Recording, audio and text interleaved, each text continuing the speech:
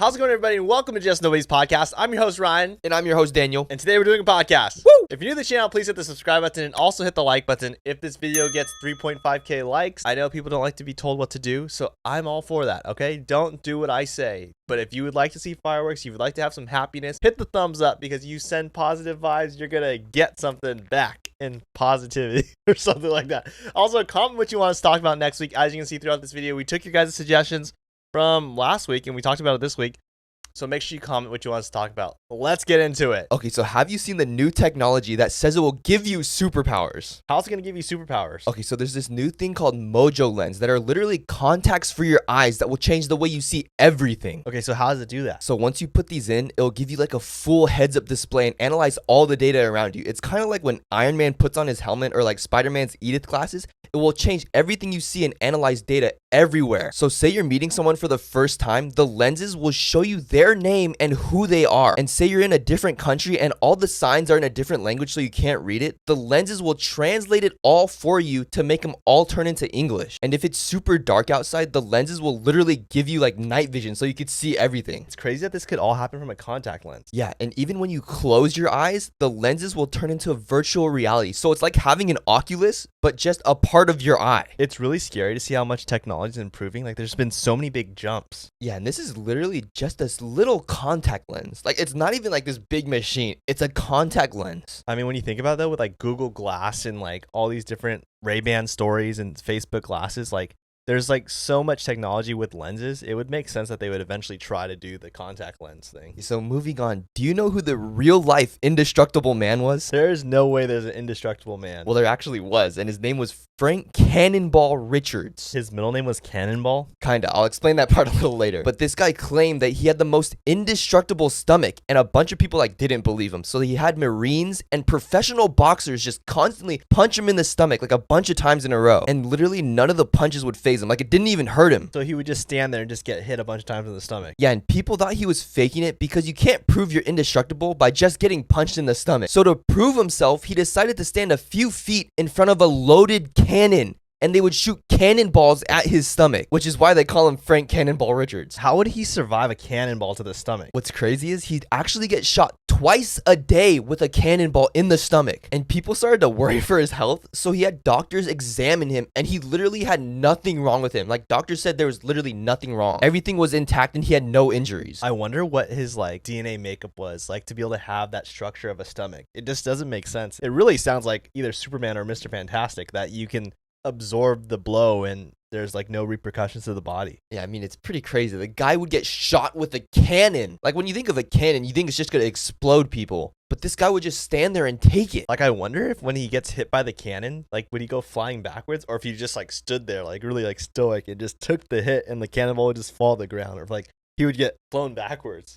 I mean, there's actual footage of it, and when he gets hit, he like flies back a little bit, but he just gets up like he's fine. Like, it doesn't even phase him. It's a literal cannonball. Like, this thing is huge. Okay, so make sure you comment if you'd rather have the super strong stomach or the super smart contact lenses. So up next, have you seen the town that's been invaded by real life dolls? What? Okay, so there's this town that literally has life-size dolls living in it because this lady decided to visit her hometown and she noticed that a lot of the residents were moving away and leaving, and she started to feel super lonely and she didn't want her hometown to start to die off. So she started making life-size dolls that resembled all the people that left the town, and she would place them all over the town as if they never left. I mean, it sounds really sad, but it's really creepy at the same time. Yeah, so in her town, the population before everyone left was 300 humans. But now it's only 27. But the doll population is 270. So they have more dolls than humans living there. Yeah, so she creates like entire families and gives them outfits and puts them at their old houses. And she even created a bunch of children that sit at the desk inside the town's classroom. So she repopulates the town with dolls. Yeah, when you walk through the town, there's at least one doll almost at every building. It's pretty crazy. Yeah, I wonder like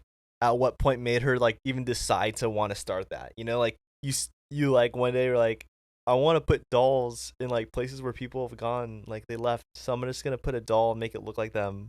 It's like so weird to resort to that. You have to think, right? If no one's gonna come live there, you might as well just fill it with something. And I think it's like a cool thing for like tourists to come visit. So in a way, it does populate the town again.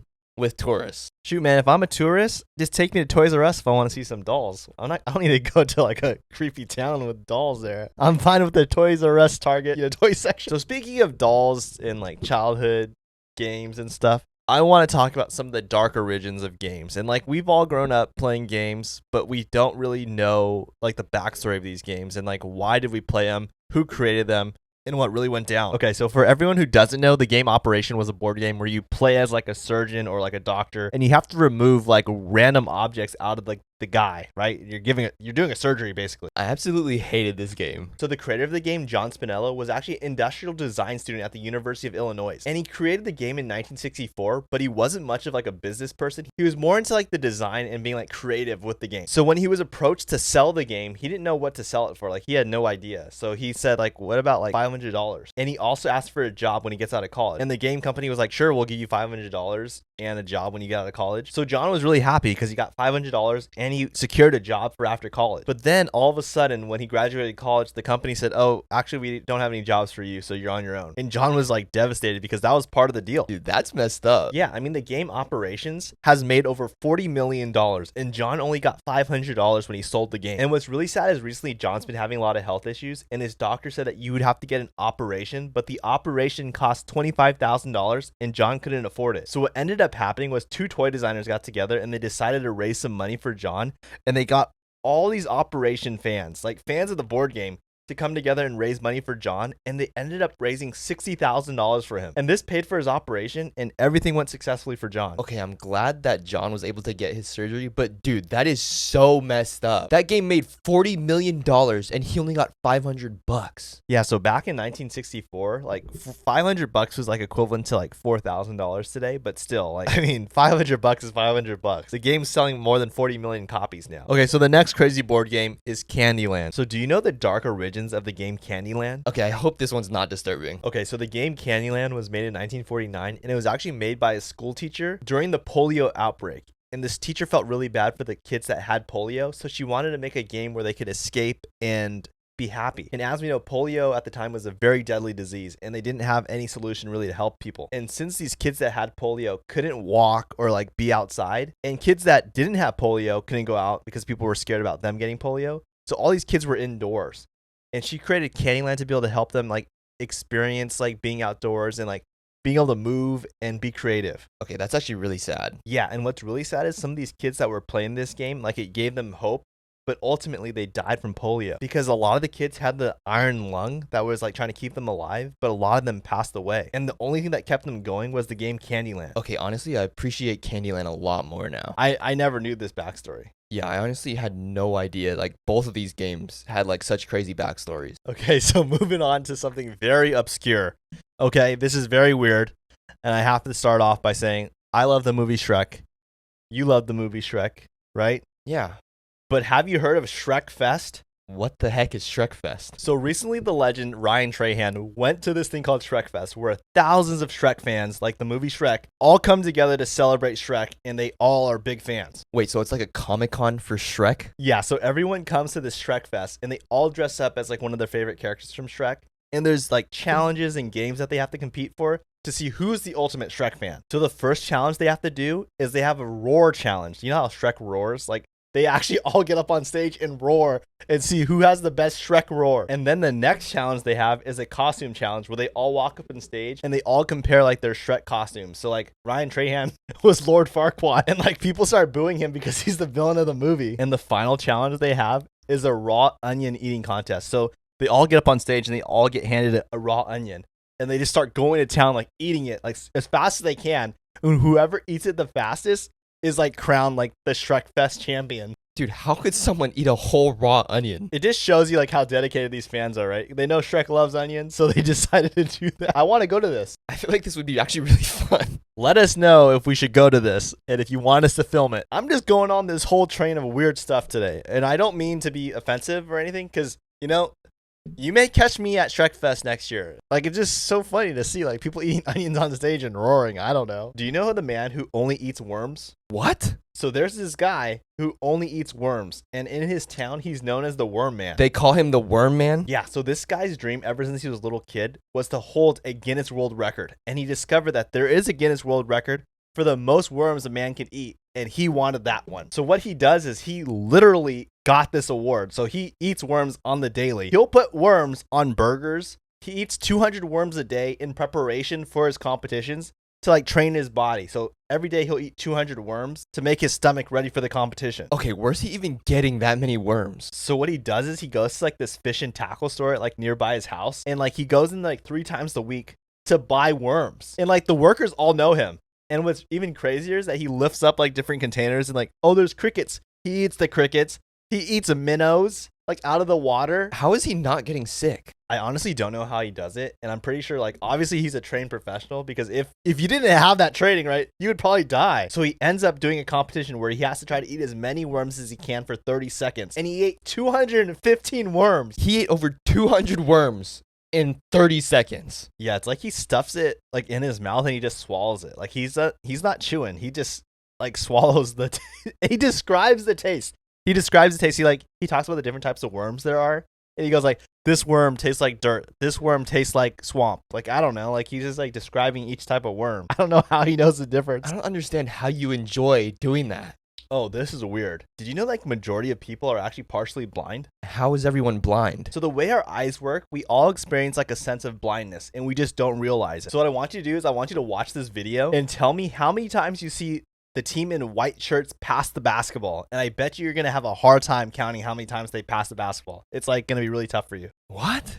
Okay, so you're watching them, right? 3, 4, Okay. 5. Count in your head. Every time the team in white shirts pass the ball, count those many times. Yeah, I think it's 13. You think that the team in white shirts pass the ball 13 times? Yeah. Well, you're right. Okay. But did you see there's a bear that is like moonwalking across the screen? What? Yeah, if you rewind it, there's actually a bear, like a person in a bear suit, walking across the screen. But you're so hyper focused on counting the amount of times the team's passing the ball that your brain goes blind to that detail of the bear walking across the screen because you're so focused on the basketball. That was not there the first time. Isn't that crazy? Wait, no way. Let us know. Did you see the bear? Be honest, though. Be honest. I've never met someone that has seen the bear. Wait, that's so trippy. Oh, so there's this crazy thing that just happened. Have you seen the new way Amazon's shipping packages? No. So recently, Amazon revealed how they're shipping packages to people, and it's literally like a real-life Call of Duty. What? So you know like care packages in Call of Duty? Like they fall from the sky with a little parachute? That is what Amazon's doing. So they have these mini planes that they put the packages in the plane, and the box has a little parachute on it. And they have this plane launch into the sky. And with drone technology, it could travel up to 50 miles and drop the package off at the person's location and then come right back. Okay, that's actually insane. Yeah, and when it comes back, it has like these self-suspension cables that it flies right into, so it stops the plane from moving. It's just like when you see like the jets in Top Gun hit that cord and they stop the plane. It looks just like that. Dude, it is like real life Call of Duty. I know for me growing up, like I've always wondered like who is the oldest person to ever live? Like, and how do you live longer? I would love to like understand exactly, like meet with someone who's lived the longest and be like, how are you doing it? Like, what is your daily life? Like, I want to follow them around. Yeah, I guess a lot of people question, like, what's the secret? Because there's a lot of, like, crazy secrets out there that a lot of people have. They just don't know. Okay, so do you know the oldest person to ever live? So this lady named Jean Calment grew up in France in 1875. Okay, what was her secret to living long? So surprisingly, she was actually really unhealthy. She drank a bunch of wine. She smoked. She ate a bunch of chocolate daily. She had a very bad diet. What? Yeah, so she managed to see the Eiffel Tower start being built and being completed. She outlived her daughter and her grandson, and she decided to start the sport fencing at the age of 85 years old. And what's crazy, she would ride her bike weekly, and she rode her bike way past 100 years old. Okay, how is that even possible? I know, it's crazy. And what's even crazier is at 114 years old, she decided to become an actress, and she starred in a movie. And at the age of 120,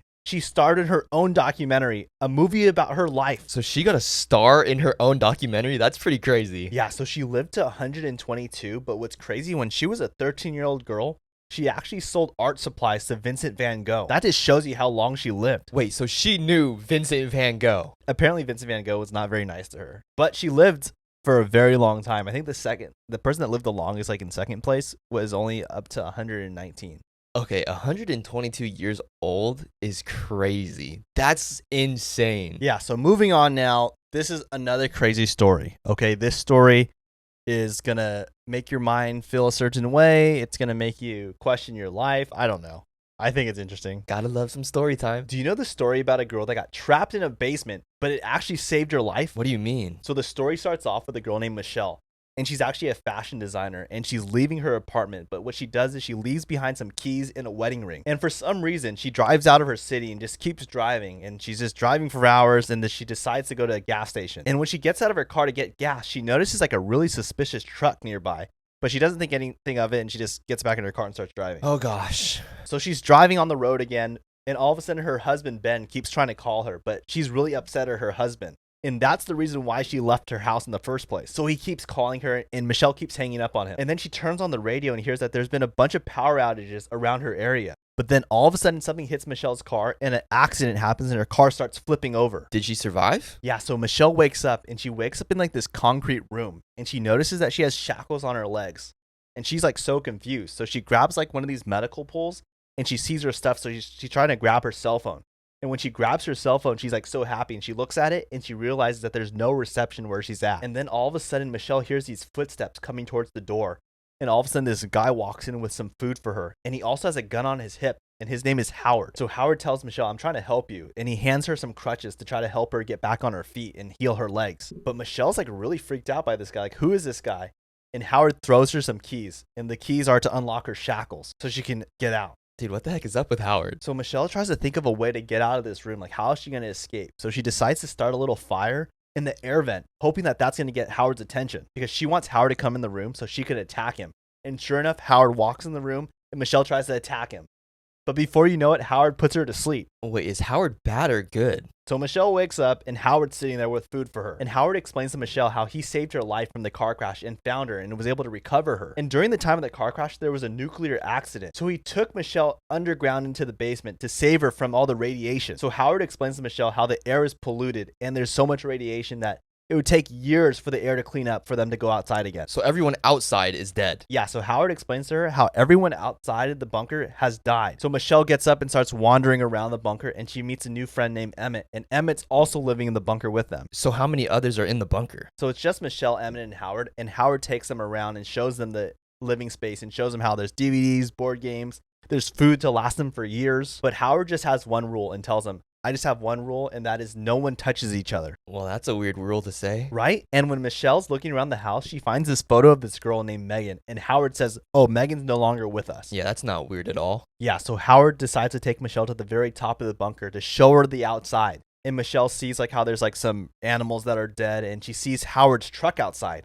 And she recognizes the truck. And she remembers that truck is the same truck she saw at the gas station the night of her accident. So this makes Michelle super suspicious of Howard. Okay, that is really weird. So later that day, Michelle goes to talk to Emmett. And she tells him, I think Howard tried to kill me. I think Howard's the one that crashed into my car that night. And Emmett's like, no, Howard wouldn't lie to you. Like, Howard's a good person. Howard actually saved my life from the nuclear attack and let me live here. So later that night when they have dinner, Michelle wants to try to think of a plan to upset Howard so that she could escape. So what she does is she starts trying to flirt with Emmett, and this really upsets Howard. But what Howard doesn't know is Michelle actually stole his keys, so she's hiding underneath the table. So all of a sudden they hear this sound like a car above their head, and she's able to attack Howard, knocks him over, and she runs to the front to try to get out with the key. And when she gets to the top, she realizes there's a car outside. And the person's driving it? Well, no, there's actually like a crazy lady outside that's like starts trying to say like, help me and stuff. And all of a sudden Michelle's like, oh my gosh, this is real. Like, Howard's not lying. So Michelle goes back downstairs and starts trying to cooperate with Howard. Okay, so Howard did kind of save Michelle's life. Yeah, so they all start kind of getting along. The three of them eat dinner. They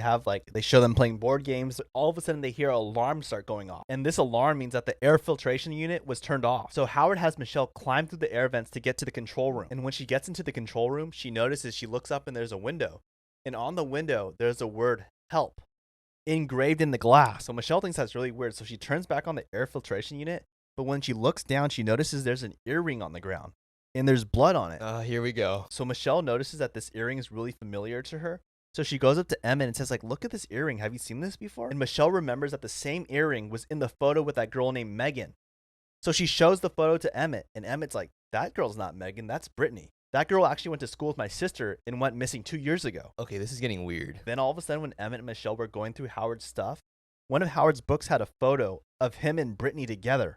And the shirt that Brittany was wearing is the same shirt that Howard gave to Michelle to wear. So Michelle and Emmett start realizing that Howard's really bad. So they have to plan an escape to get out of here. So Michelle sees a picture of a hazmat suit in a magazine. So she gets a shower curtain and starts trying to cut one together and try to make a hazmat suit every day. Wait, just one suit? Isn't there two of them? Yeah, well, only one suit because one person would stay back with Howard and one person would go out and try to get help to bring like authorities back to arrest Howard. So what Emmett would do when Michelle was working on the suit, he would play board games with Howard to like distract him. But Howard thought that was really weird. So later that day, Howard asked Michelle and Emmett, like, come here, I want to talk to you. He wants to know why some of his tools were missing. Oh, no. So Emmett confesses to Howard and says, it was all my fault. Michelle had nothing to do with it. I've been trying to plan this. This is all on me. Michelle had no idea about it. And as Emmett's apologizing, and before he could finish, Howard shoots him.